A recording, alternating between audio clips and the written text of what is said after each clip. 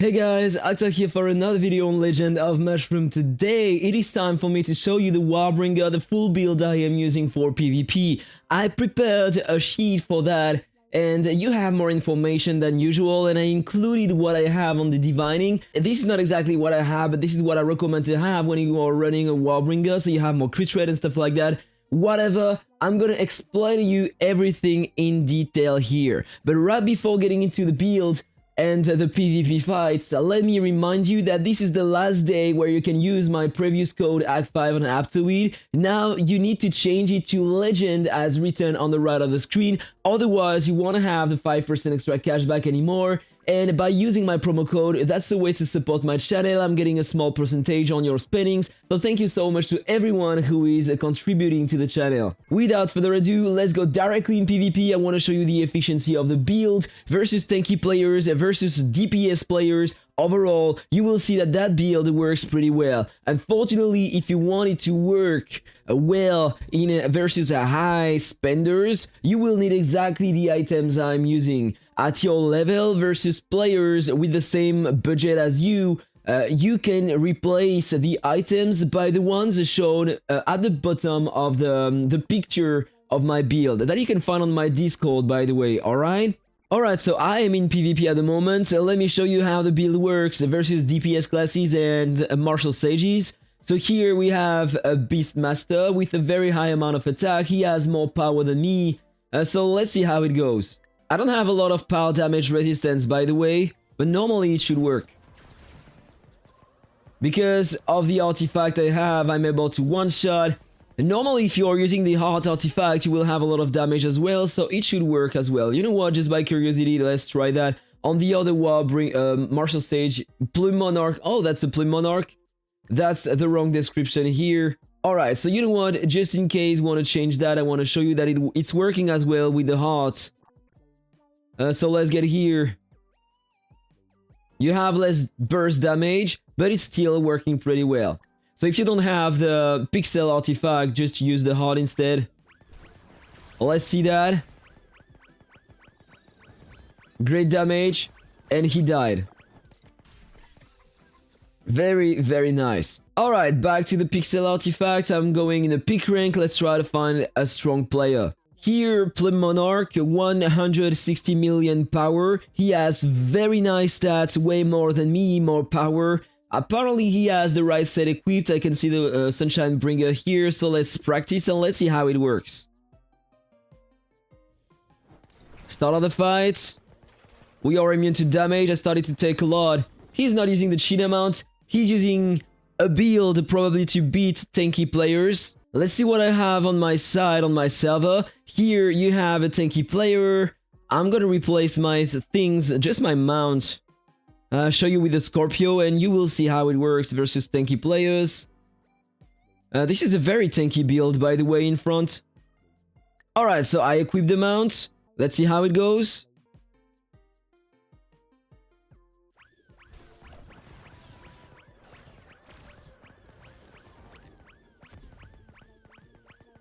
Very nice damage on the first hit, then he's gonna start healing.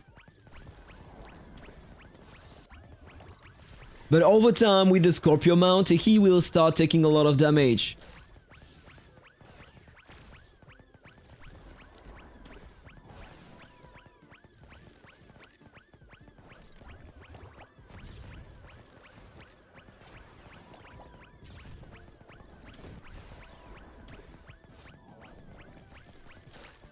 You can see, by the way, that I'm not taking a lot of damage here thanks to all the defense I have on my character. So this is the reason why I increased my defense over the rest, because with the pixel artifact I'm still able to one-shot enemies, DPS classes, so I balance my character around the damage and the defense so I can handle the fights versus martial stages.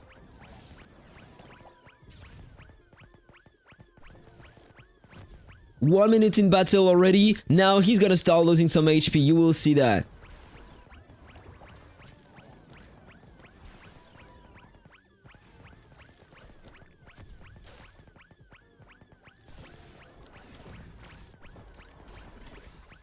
Look at the damage he's taking now.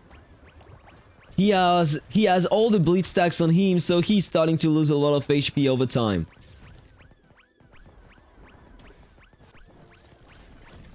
And the pixel artifact helps to destroy the shields.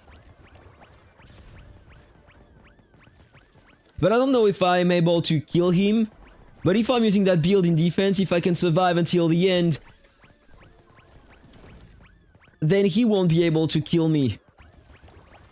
One more hit before the end. Alright, he's not dead, but yeah.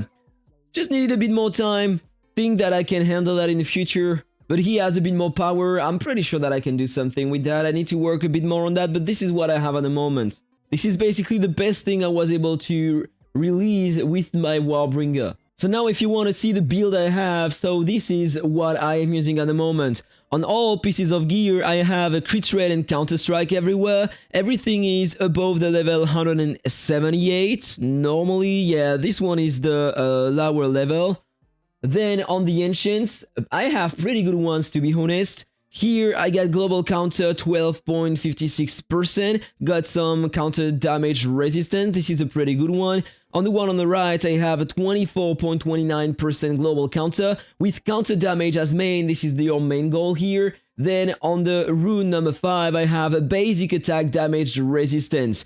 I have enough resistance to handle Plume Monarchs, or if I need to beat on more Plume Monarchs with higher power, I can switch to another one with a combo damage resistance instead. But here I have a 12% global counter, so it helps.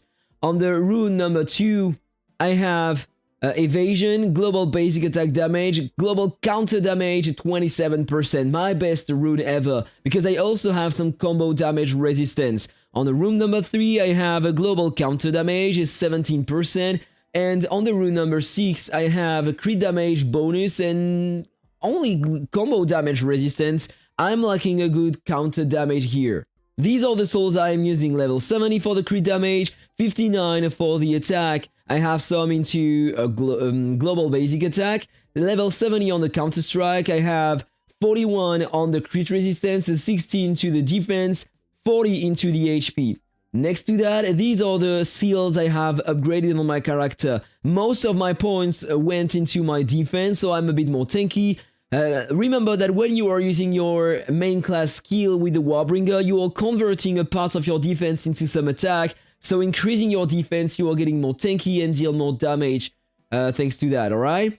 So 55 into the attack, 57 into the crit damage, 26 into the basic attack and counter strike, 32 into the crit resistance, and 31 in the HP here.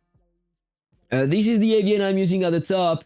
So the best avian for the WARBRINGER in my opinion, Anubis. So you are lowering the attack of the target and deal some more damage as well. No speeding to reduce the effects of the skills of the opponents, both on himself and on your character. Reflect, counter, and rage bonus are the best to increase both your counter and your crit damage, and barrel dodge to increase your crit resistance. I have the max coefficient almost here on the growth, which is giving to me more HP, defense, and attack. Alright? Then if I switch to the left here, you can see the skills I'm running on my character. So the Blitz Assault, of course, to nullify a lot of damage during the fight. The 100 slashes, so I can increase by a lot my resistance and my attack, deal more damage, very important. The smoke bomb to reduce the resistance of the target. The green cactus to reduce the attack of the target, it can help a lot versus DPS classes. The heal to handle the fight versus martial stages, so I can heal over time, it can be very nice. For the pals now, I'm using the dragon here to increase my crit damage. The owl is a very important versus mages, if you want to avoid them to one-shot you with pre-blitz, alright? I intentionally didn't show you the fights, I'm gonna show you right now. So let me show that to you versus Wally. He has a very high amount of damage, and that is a prophet, alright? So for now, I have the owl equipped on my character. Let's see the damage I'm taking at the beginning. Alright, it doesn't work all the time, but it has a big impact. See, he didn't pre-blitz me that time. And if he doesn't pre-blitz me, I can win super easy. Just to remove it, I don't care about replacing it. Now you will see the difference. So let's retry versus Wally. He will pre-blitz me all the time now. You see? The difference is huge when you are equipping the ult on your character. Let's retry again. Another pre-blitz. So that's the reason why I'm using the ult here. Then the deer and the llama to reduce the damage I take. And this one is the best one on the WARBRINGER. The opponent will have more attack speed, so you will release more counter during the fight, but the opponent will have less damage. So that is an amazing one to use. For the relics, these are the ones I am using at the moment. More crit rate, more damage when I'm using my skills, more damage resistance, a very important book to use here. That relic there to increase the duration of the worldly snare, very important. Worldly snare, know what I'm saying, 100 slashes. The necklace to increase my basic attack damage when I am using the Blitz Assault, and the red spore so I can release more damage directly at the start of the fight, so this is very important. You have a great combo when you are using the dark feathers, otherwise if you don't have the dark feathers, don't use the red spore, use the blue one instead. For the talents, you can find the talents here. Basically on the Fury, I'm taking the skill on the left and the skill on the right, because I want basically to have more resistances at the top.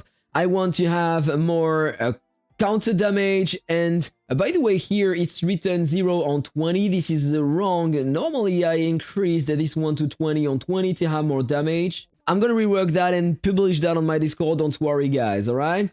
So here I have more resistances at the top, and here on the right on the archery I went for the crit damage to increase my damage of course, and the crit damage here as well, then some more resistances at the top. Here on the sorcery, more attack on the left and the wound skill to fight versus tanky regen players. And on the top, I have more resistances. And on the right, on the tame beast, I went for the wound skill here. Alright? If your goal is not to be tanky players, you can basically replace the right tree here I have on the tame beast and go for more resistances at the top. It would be better. So at the prayer statue, I have only global counter everywhere, close to 100% everywhere if you can. And then on the divining path, I recommend to go for crit rate, counter strike, pierce, and ignore regen first. This is what I recommend to go for. And if you want to know the best efficiencies with the items, the pixel artifact is the best one by far on the WARBRINGER. Then you have the heart, almost equivalent, but a bit better than the beast throw bow here. And then the others are right after, alright? For the mount, the cheetah mount is way better than the others overall, but if your goal is to play versus tanky players, the Scorpio is the best one to use if you have it. A lot of damage, way better than using the crocodile here. But if you don't have the Scorpio, the crocodile is still an option. So the cheetah mount, way better than all the other mounts. Then you have the Cinder Wolf, better than the free mount that you can acquire over time. Free mount, no, you need to spend just a bit over time or be very patient. Crescent mount, better than the other mounts. And that is a free mount that you can acquire here. This one through a lucky spinner. You have great damage over time, so if your goal is to increase your efficiency with the WARBRINGER, try to get that mount for free. And this one is very nice too, alright? So for the back accessories, that combo is the best one you can have. Then you can replace it by the tiger if your goal is to release a lot of damage based on the damage you take. That is a very good one, especially if you have the cheetah mount equipped. Or you can go for the alien dimension if you have it. Otherwise, go for the other back accessories.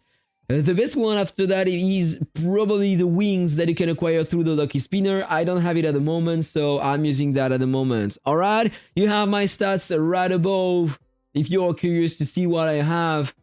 So that is basically the build I'm using on my character at the moment. Let me know what you think about that in the comment below. I'm gonna work on a combo regen build later, because I want to see now the efficiency I can have versus martial sages. You have martial sages everywhere in the peak rank, so my goal is to try to beat them, and I feel like that class is going to be very nice now, especially with the new items we had recently to beat tanky regen martial sages. Let me know what you think about that in the comment below, guys. Have a really nice day. Take care. That was Akhtar. See you on the next one. Bye-bye.